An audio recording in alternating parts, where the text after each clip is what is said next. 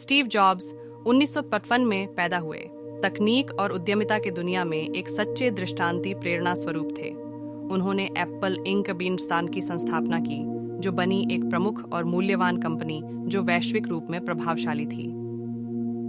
Steve jobs का जीवन और कार्य हमारे तरीके से संवाद करने, काम करने और जीने के तरीके पर एक अमिट चिह्न छोड़ गए। स्टीव जॉब्स को उत्कृष्टता की निरंतर प्राप्ति के लिए जाना जाता था।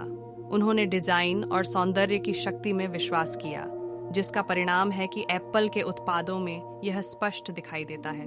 उनके नेतृत्व में एप्पल ने मैकिन्टॉश, आईपॉड, आईफोन और आईपैड जैसे प्रतिष्ठित उपकरण प्रस्तुत किए, जो पूरी इंडस्ट्री को पुनर्निर्धारित किया।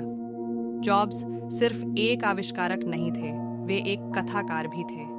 उनके उत्पाद प्रस्तावनाओं, जिन्हें एप्पल की कीवर्ड अनुष्ठान के रूप में जाना जाता है, सिर्फ घोषणाओं से ज्यादा थे। यह वक्तव्य कल्पनाएं थीं जो लोगों को उनके दृष्टिकोण में खींचती थीं। उन्होंने प्रौद्योगिकी को जनता के लिए पहुंचने और प्राप्त करने की रुचि को बढ़ावा दिया। हालांकि उनकी यात्रा चुनौतियों के बिना नहीं थी।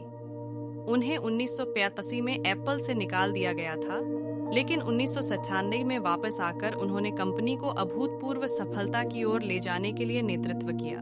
उनकी जीवनी बदल देने और उनकी कंपनी को दोबारा बनाने की उनकी क्षमता और संकल्प को प्रदर्शित किया कि वे उत्कृष्टता की प्राप्ति के लिए अपने आप को पुनर्निर्माण कर सकते हैं। स्टीव जॉब्स का योगदान सिर्फ तकनीक के लिए ही नहीं, बल्कि नवाचार, डिजाइन और अपने शौक का पालन करने के महत्व को बढ़ावा देने के लिए भी है।